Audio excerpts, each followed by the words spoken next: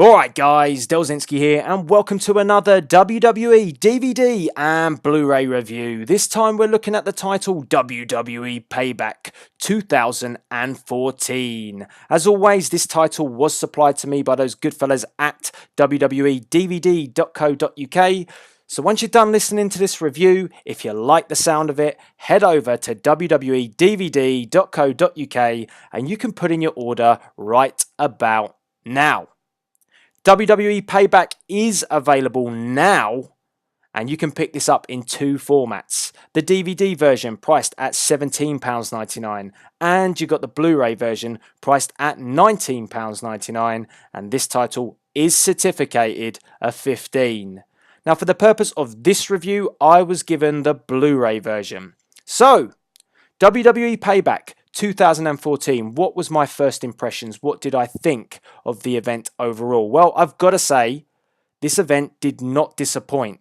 This event is the culmination of months of feuds, and we're coming off the back of WrestleMania, Extreme Rules, and it's almost like all the feuds have come to a head, and this is the point where it's almost as such, it's game over.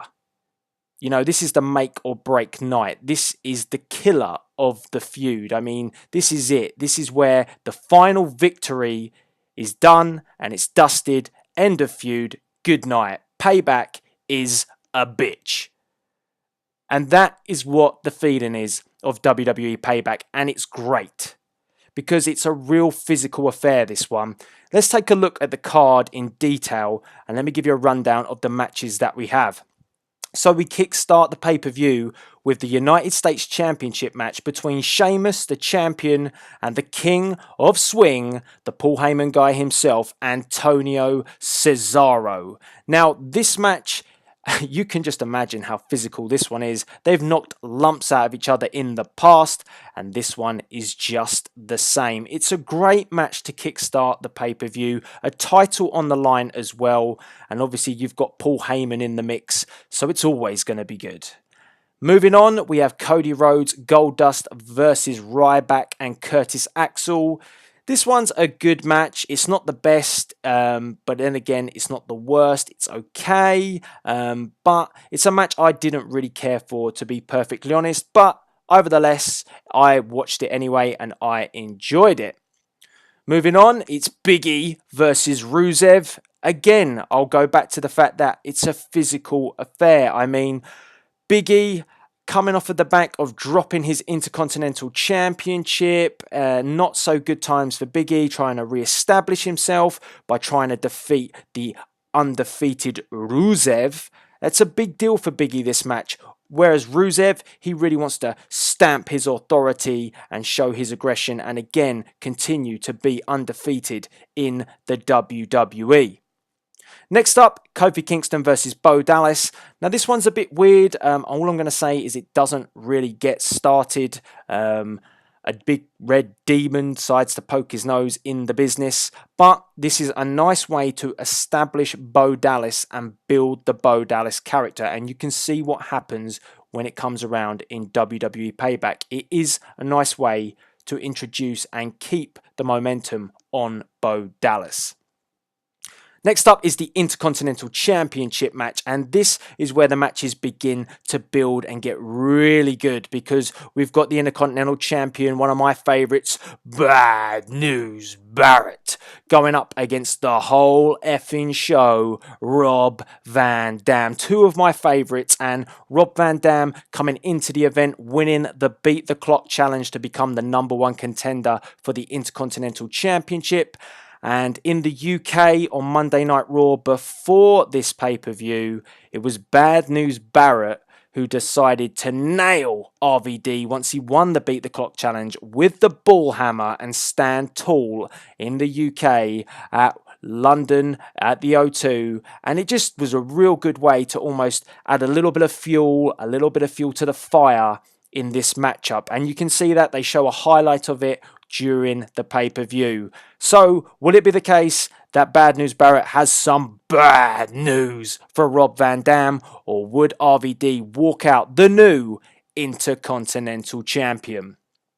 Next up, we've got some culmination of a storyline which has been going on for a while, coming out of WrestleMania, and it's to do with Daniel Bryan. It's a big deal, this one, because it's all in relation to the WWE World Heavyweight Championship, or the Undisputed Championship, however you want to call it. But Daniel Bryan having to pretty much make a decision whether he wants to relinquish the belts or not. If he doesn't, then his wife, Brie will be fired from the WWE. And there is a segment, the main segment is Daniel Bryan, Brie and Stephanie McMahon in the ring. So what is going to go down? And Stephanie McMahon sells her role like $1 million. It's a real good segment, this. Really enjoyable. And there's a bit of an oh my god moment to end it nicely. Next up, probably for me, I'm kind of drawn between this and the main event, but gotta say, this last man standing match between John Cena and Bray Wyatt is one of the pick of the bunch to be the match of the pay-per-view. It is great. And when I say again, I go back to that word physical. This one has it all. Really good spots in this. You've got steel steps, you've got numerous tables, chairs, you've got the Usos getting involved, you've got Rowan and Harper getting involved, and you know, this again, this is what I was talking about at the beginning, the culmination of months and months and months of a feud, matches between these two going back and forth. This is almost the final one. This is the one where, you know, it's make or break. Who will leave Payback standing tall, and who will be the man that cannot get up the 10 count? And I really, really enjoyed this one. It's good. It's really solid. I'm not John Cena's biggest fan, but he does put on a great show. And Bray Wyatt, I was always a bit, concerned about this feud between the two. I didn't think it worked, but in this match, it truly, truly does. Next up, we have a Divas Championship match between Paige and Alicia Fox. And I mean, what's up with Crazy Divas? Because Alicia Fox just went nuts around this period, and now her nuts has kind of rubbed off on Paige, and then that's rubbed off on AJ Lee, and they're all crazy, but weird. Just weird. But anyway, would Alicia Fox be able to, overcome her craziness and defeat Paige? Well, you're going to have to pick up this title to find that out. So, from the Divas Championship match, we go on to the main event of the evening, which is the no-holds-barred elimination match between The Shield and Evolution. And this is the final encounter between the two factions, because the following night on Monday Night Raw is where Seth Rollins made his heel turn, turned his back on his brothers and joined Evolution, joined the Authority, and pretty much put it to bed. The Shield became no more. But this, again, is another absolutely tremendous match. I mean, the series which went on between The Shield and Evolution was good, and I don't think that they could really top their matches that they had at Extreme Rules, but again, they do. They deliver on all fronts.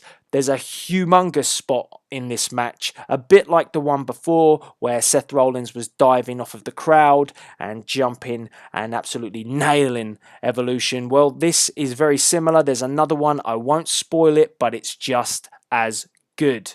So who would leave victorious? Would the Shield be able to do it one more time and have, defeat Evolution, or would Evolution stand tall and make the Shield perish? As well, you get some Blu-ray exclusives for this title. Let's give you a rundown of those. You get Monday Night Raw, 5th of May, 2014. You get a 20-man battle royal for the United States Championship. On SmackDown, the 9th of May 2014, you get a 6-man tag team match with John Cena, the Usos versus the Wyatt family.